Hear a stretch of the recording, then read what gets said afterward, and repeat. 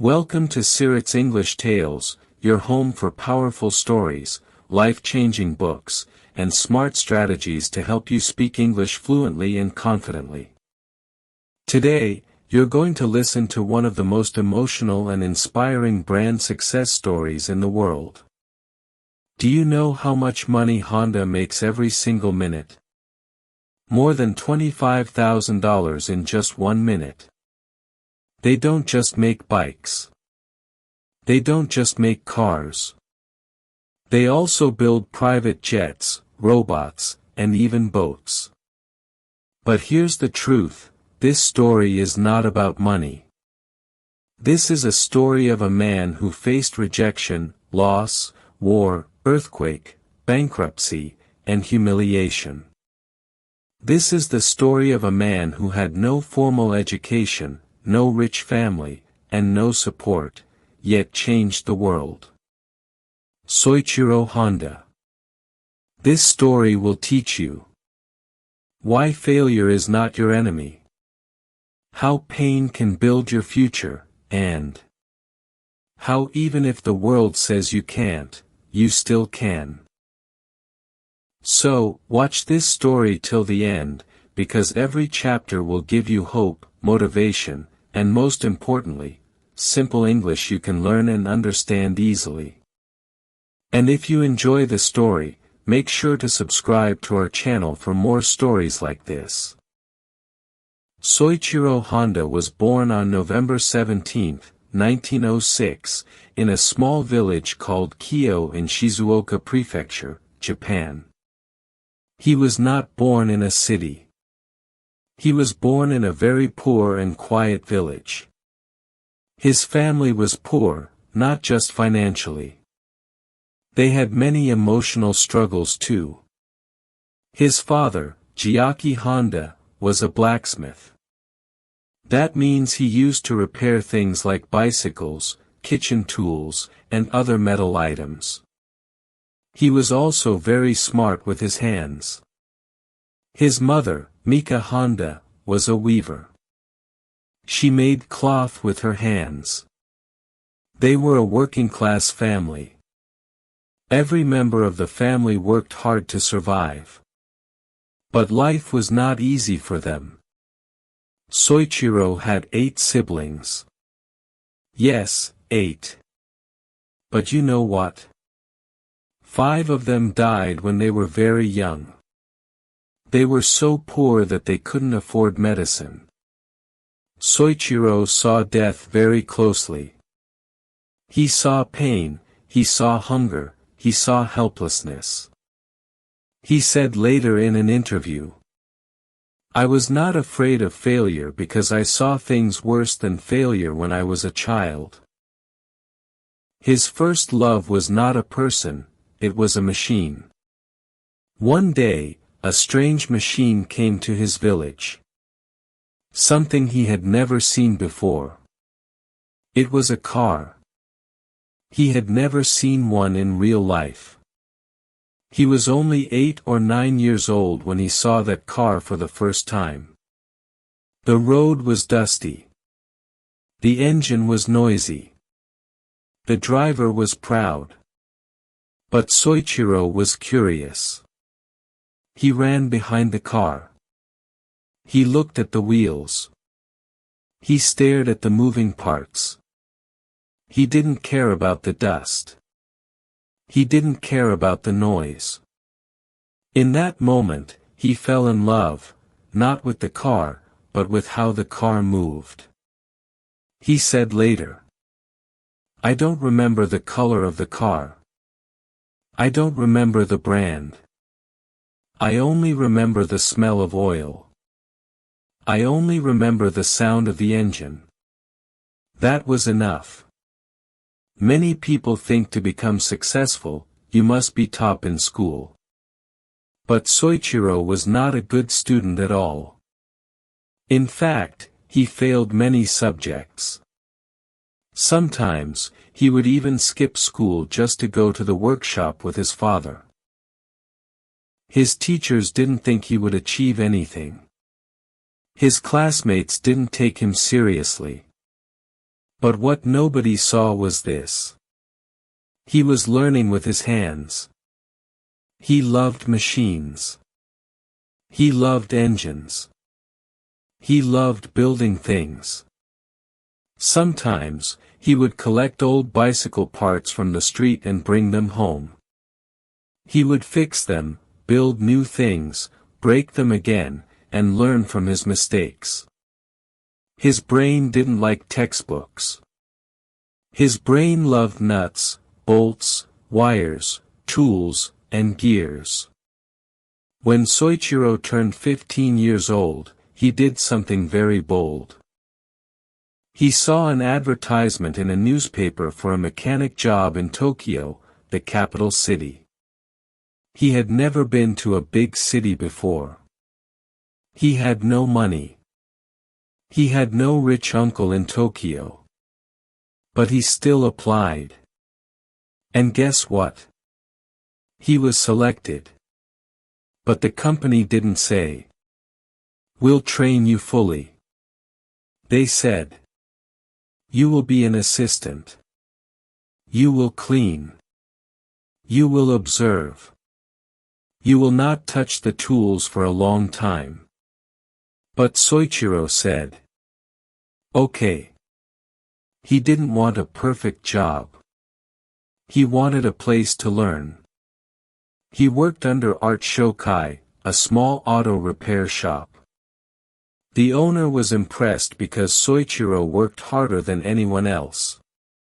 He cleaned the floor. He observed every step.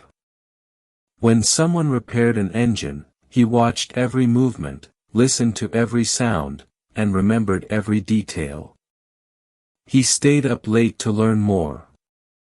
He asked questions. He read manuals. And soon, he started getting noticed. He was given his first chance to build a racing car engine at age 17. He helped his company win a race. By the time he was 22 years old, he had big dreams. He didn't just want to fix cars. He wanted to build parts, create new technology, and start his own company. One day, he said, "The best learning is not in books. It's in failure, hands-on experience, and your own passion." And with that vision, Soichiro started taking the first steps toward building his future empire. But life was going to test him, many, many times. Chapter 2, Fire, Failure, and the Rise of a Dream. After working for many years in the repair shop, learning everything about machines, engines, and parts, Soichiro finally opened his own small company. He called it Tokai, Eastern Sea, Precision Machine Company. What did his company do? It made piston rings, an important part inside car engines. Every car needs piston rings. Without them, the engine will not work properly. So Soichiro thought. If I can build piston rings and sell them to big companies, my company will grow. He had no big machines. No team of experts. Only a small workshop, some basic tools, and his hands. But what he had more than anything was belief. Belief in his dream. Now let's talk about the truth. The first time Soichiro made piston rings, they failed. The second time, they also failed. The third time, still failed. Not one company wanted to buy them. Even the biggest car company in Japan at that time, Toyota, rejected his work. They said the quality was too poor. These piston rings are useless. Can you imagine? After all that hard work, he got nothing. But did he stop? No. Soichiro didn't cry. He didn't run away. He said something powerful. Success is 99% failure. So he kept working. He tested. He failed. He tested again. He went to a technical school in the evening to learn more science. He used his own savings to do experiments. He even sold his wife's jewelry to keep the business running. He tried more than 50 times to get it right. And finally, one day, it worked. After years of hard work, Toyota finally said, "Yes. We want your piston rings." This was like a dream come true. Soichiro was very happy. He smiled and thought, "Now my life will change. Now my business will grow." Toyota gave him a big contract. They said, "We will buy your piston rings in large quantity." Everything was going well. He started building a new factory. He hired people. He bought more tools. It looked like his dreams were becoming real. But life had other plans. In 1935, just when the factory was getting ready, a huge earthquake hit the area. Boom! The building collapsed. Machines broke. Walls cracked. Everything he had built with so much love, destroyed. People said, "Soichiro, this is a sign. Stop this business. Go get a job." But Soichiro said, "No. If I stop now, then everything I've learned will be wasted." So he started again. He collected scrap metal. He rebuilt his factory piece by piece. He worked day and night fixing everything with his team. And just when things were getting better. In the early 1940s, World War II started. And this time, something even worse happened. Bombs were dropped over Japan. One of those bombs fell on Soichiro's factory. Boom! Everything burned. His workshop. His tools. His building. It all turned into ashes. The dream he had built, twice, was gone again. He stood in front of the burnt building. Smoke in the air, tears in his eyes. But inside his heart, there was still fire. People again told him, "You lost everything. You can't start again." But he replied, "Success is not about how high you go. It's about how many times you stand up after falling." After the war ended, Japan was in a very bad condition. There was no money, no fuel, and no jobs. People had lost everything. Soichiro looked around. People were tired. People had no transport. They were walking miles every day. Even bicycles were too expensive. And then Soichiro got an idea. He had an old army generator, a machine that creates power. He thought, "What if I attach this small engine to a bicycle?" And he did it. He created the first motorized bicycle in Japan. It was cheap, simple, and fast. People loved it. And just like that, a new company was born. Honda Motor Company. At this point, Soichiro could have named the company anything. But he chose to name it Honda, after his own name. Why? Because he believed in accountability. He said, "If it fails, I will take responsibility." If it succeeds, the name will remind people that it all started with one man and a big dream. The small engine bicycle became a big hit. People from all over Japan started buying it. Within a few years, Honda started building better engines, bigger bikes, stronger machines. They created the famous Honda Cub, one of the best-selling bikes in history. Chapter 3, From Motorbikes to Cars, Chasing Giants with Courage. Soichiro Honda had now created something that was changing people's lives. A simple motorized bicycle. It was affordable, fast, easy to use, perfect for a poor and broken Japan after the war. People who had no vehicles were now riding motorized bikes. They were going to work, taking their children to school, doing daily shopping, and even delivering food. This little invention was not just a machine. It was hope. And this was just the beginning. After the success of the motorbike, Soichiro did not sit back and relax. He did not say, "Now I have made it." No. He said something powerful, something that shows how he thought. The value of life can be measured by how many times your soul has been deeply stirred.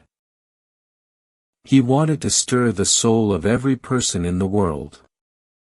He wanted to go beyond Japan. He wanted to build something bigger, something more powerful, something that would compete with the biggest companies in the world. He said to himself, "Now we will make cars." At that time, making cars was not a joke in Japan. There were already giant car companies like Toyota, Nissan, Mazda. These companies were huge, powerful, well-funded, already selling cars across the country. Soichiro had never made a car before. He didn't even have proper equipment, engineers, or big factories like Toyota. People laughed at him. Even some of his employees said, "We are bike makers. How can we build cars?" But Honda looked them in the eye and said, "We are not here to copy others. We are here to create something new."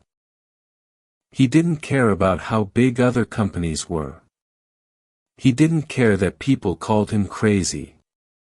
He believed in taking risks. In the early 1960s, Honda and his team started working on their first car. They worked in small workshops. They did not have air conditioning. They didn't even have proper floors. It was dusty, noisy, and difficult, but they had passion. Honda worked side by side with the engineers. He didn't sit in a glass office. He wore a cap, rolled up his sleeves, and got his hands dirty. Every screw, every wire, every bolt, he wanted to know how it worked. He didn't want to copy cars made by other companies. He wanted to build something new, something smaller, more efficient, and cheaper, because he wanted normal people, not just rich people, to own a car. In 1963, they released their first car, the Honda T360, a small pickup truck with a tiny engine. And it wasn't a luxury car or a fast sports car. This was not just a truck, it was Honda's announcement to the world. We are here, and we're different. It had a 356 cubic centimeters engine, that's smaller than most motorcycle engines today. The engine produced 30 horsepower and could reach a top speed of around 100 kilometers per hour, 62 miles per hour. It was extremely lightweight, which made it fuel efficient and affordable. Price: around 400,000 yen in Japan at that time, roughly $1,100 back then. It was designed mainly for small business owners, farmers, and delivery work, people who needed something practical and cheap. But here's the twist: the engine was red. Yes, red. Honda put the engine from a motorcycle into a truck and painted it red to stand out. No one had done this before. It was strange, new, and exciting. And guess what? People loved it. It wasn't luxurious, but it was reliable, cute, and fun to drive. It was something fresh in a market full of big, boring cars. More than 100,000 units were sold. That's how strong the impact was. Just a few months after the T360, Honda dropped another surprise. A car that looked like it came from the future. This was the Honda S500, their first passenger car, and it was completely different from what anyone expected. It had a 531 cubic centimeters engine producing 44 horsepower, which was very powerful for such a small car. It could reach a top speed of 130 kilometers per hour, 81 miles per hour, faster than many bigger cars. It had chain-driven rear wheels, just like a motorcycle, again, Honda doing things their way. Price: around 459,000 yen, roughly $1,270 back then. It had a sleek, sporty design, a soft convertible top, round headlights, and a curvy body. It looked like a toy, but it drove like a dream. At a time when Japanese cars were seen as basic and boring, the S500 showed the world that Honda was not afraid to be bold. This little sports car wasn't just for speed, it was for fun, freedom, and dreamers. The result? People were amazed. Honda wasn't copying anyone, they were creating their own path. A small pickup truck with a motorcycle heart. A sports car that felt alive. People started asking, who is this Honda company, and what will they do next? These two cars, the T360 and S500, didn't just move on wheels. They moved people. They introduced the world to Honda's spirit, small engines, big dreams, and the courage to be different. Now, here comes the most important part of the story. Honda didn't want to stop in Japan. He looked across the ocean. At the United States of America, the land of Ford, Chevrolet, and Chrysler, the land where car companies were kings. Many Japanese companies were afraid to go to America. The market was difficult. People in the US liked big cars, powerful engines, and strong designs. Japanese cars were seen as small, weak, and strange. But Honda was different. He said, if we can make the best product, we can enter any market. In 1972, Honda released the Honda Civic. It was small. It was cheap. It was fuel efficient. And most importantly, it was reliable. At first glance, it didn't look like a big deal. It was small. It was simple. It wasn't flashy or loud. But behind that little car was a big idea. Fuel efficient, it used very little petrol. People could drive longer and save money. Reliable, it didn't break down often. It just kept going and going. Affordable, almost anyone could buy it. Easy to drive, simple design, smooth to handle. Great for families, students, and workers. At that time, America was going through a fuel crisis. Gasoline prices were rising. People needed smaller cars that used less fuel. Honda Civic arrived at the perfect time. It was like a gift for American families. Within a short time, Civic became a massive success in the U.S. People in the U.S. were shocked. They said, "This little car from Japan is better than many of our big cars." Soichiro Honda had done something incredible. He had entered the biggest and most competitive car market in the world, and won people's hearts. The name Honda was no longer just a Japanese brand. It became a global symbol of quality, innovation, and trust. After the Civic came another masterpiece, the Honda Accord. Launched in 1976, it was larger than the Civic but still fuel-efficient and smart.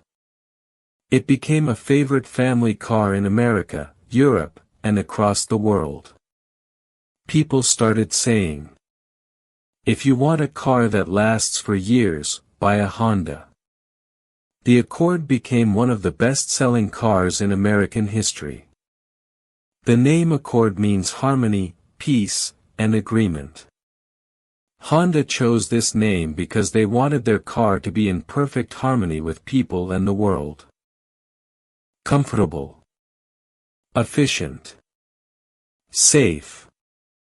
Something that simply felt right. And that's exactly what it became. So what made the Accord special? Fuel efficient, even though it was bigger, it still saved fuel.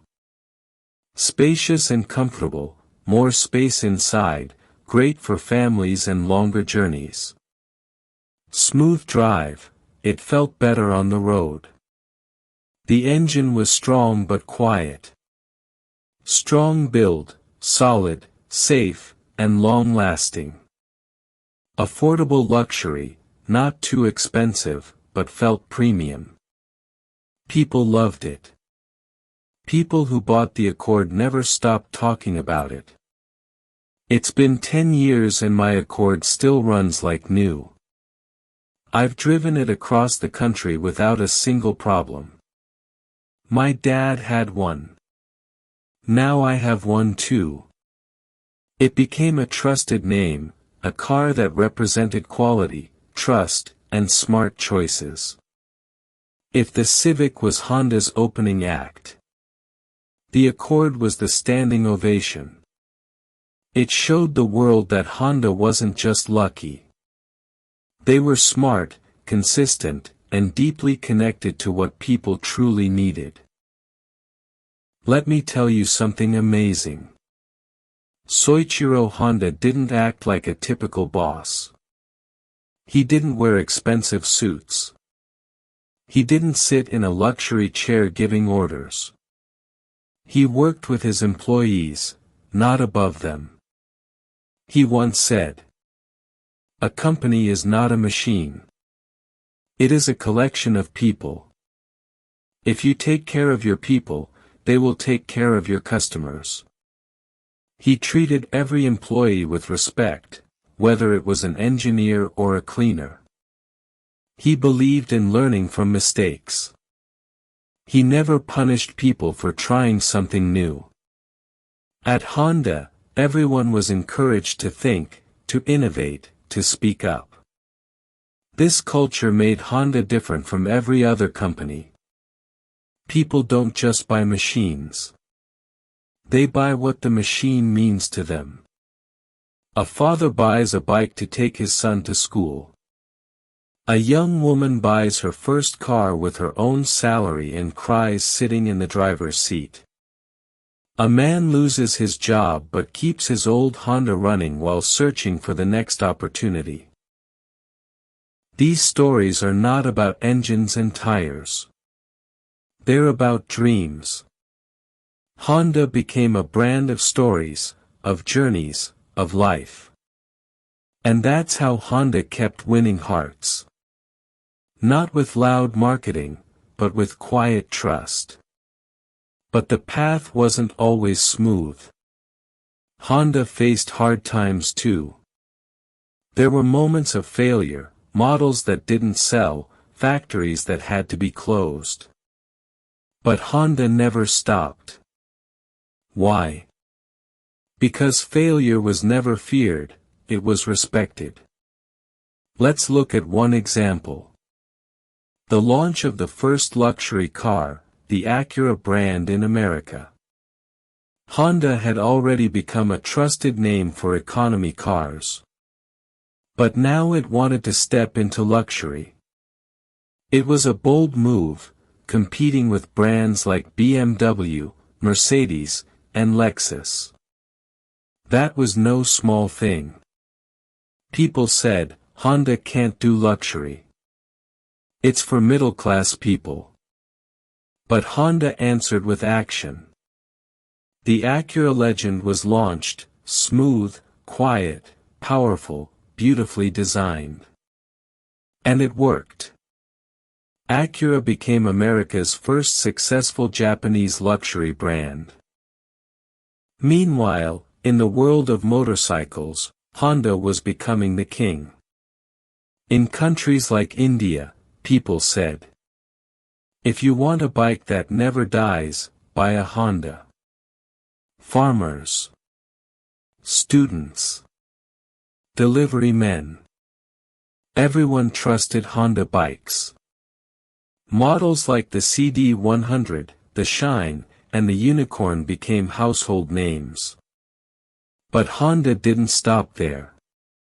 It wanted to give back, to the planet. The future was changing. Pollution was rising. So Honda began focusing on green technology. Hybrid engines. Cleaner fuel. Better batteries.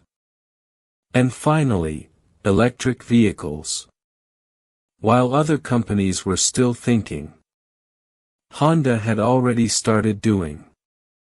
Let's begin at a quiet place. In one of Honda's futuristic research labs in Japan. It's not noisy. There are no roaring engines.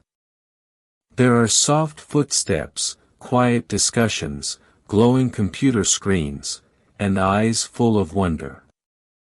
These are not ordinary workers. These are dream builders. They are not working on tires or seats. They are working on dreams that fly. Yes. Honda was now dreaming beyond roads. After becoming a global success in bikes and cars, Honda asked a bold question. What if we can fly? Not just with airplanes. Not just with machines. But with hope, with technology that touches the sky.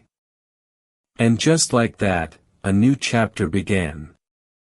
Honda Aircraft Company. When Honda started designing a jet, the world laughed again. Who do they think they are? They're good with bikes. They're good with small cars.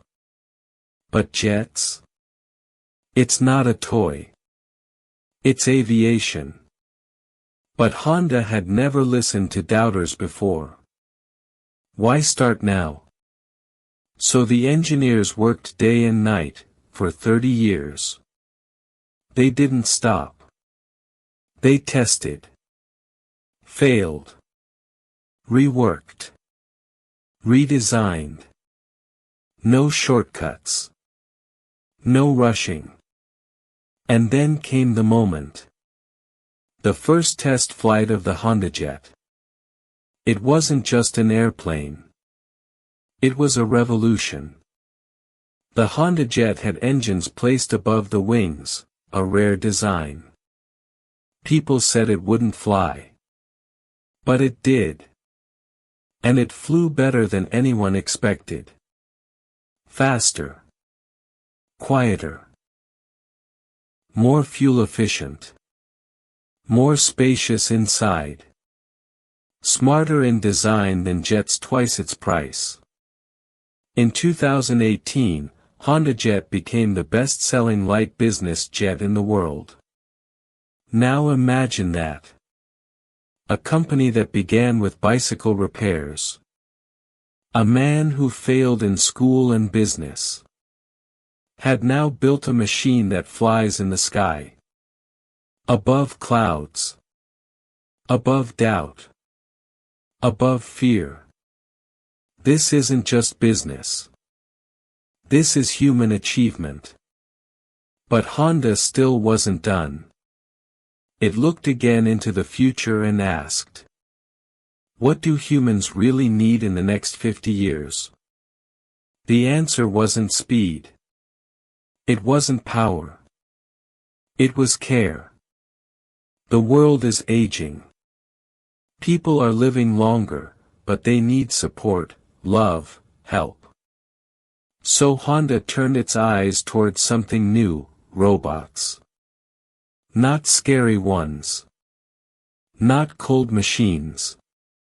But gentle, kind, smart robots, who could help the elderly, support children, assist the disabled. And thus, Honda created something magical. The world's most advanced humanoid robot at the time, Asimo. A little white robot shaped like a child in a spacesuit.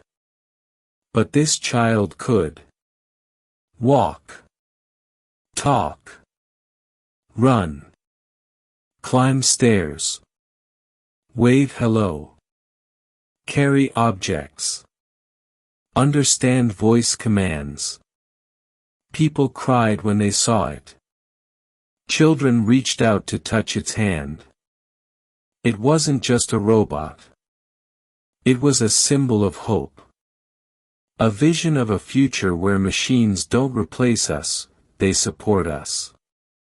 And still, Honda was not done. It started investing in hydrogen fuel technology, dreaming of cars that emit only water, not pollution. It developed electric vehicles, smart navigation, AI systems, safety features, self-driving technology, walking assist devices for stroke patients, solar energy systems for clean homes. And in every one of these dreams, there was one common thing. Respect for life, not just human life, but the life of this earth, our home. Because Honda believed technology should serve humanity, not control it. That progress is only real when it brings peace, health, and hope. Let's now look at what makes Honda truly unforgettable. Is it the vehicles? The jet? The robot? No. It's the philosophy. Soichiro Honda once said, "Success represents 1% of your work, which results from the 99% that is called failure." That's it. The secret. He taught us that it's okay to fall, to cry, to be rejected, to be misunderstood. As long as you don't quit. You stand up one more time than you fall. You believe in your dream more than the world believes in your failure. Honda is proof that ordinary people can do extraordinary things. It's proof that your background doesn't matter, only your belief does. So what happens now? Where does the story go from here? The truth is, it goes to you. Yes, you reading this final chapter. This is no longer Honda's story. It's your story now. You are the dreamer. You are the creator. You are the next chapter. Ask yourself, What dream is sleeping inside you? What idea are you hiding because of fear? What gift do you carry in your hands? If a young boy in Japan can rise from a bicycle repair shop to touching the sky, so can you. Remember, you don't need perfect English to start. You don't need rich parents. You don't need fame or followers. You need one thing: courage. The courage to try, to fail, to rise, to try again, to be laughed at, to be lonely, to be strong, to become a light for others. So today, close this story with a full heart. Stand up from your chair and whisper these words to yourself. I will not die with my dream inside me. That's the real ending of this story. Not in a book. Not on a screen. But in your life. Because you, my friend, are not small. You are not weak. You are not lost.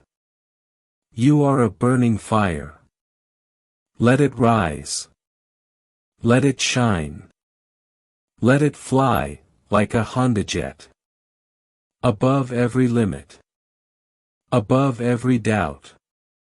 Above everything the world said you could not do. This is the end of the story. But the beginning of you. Thank you for reading. Now go live your dream.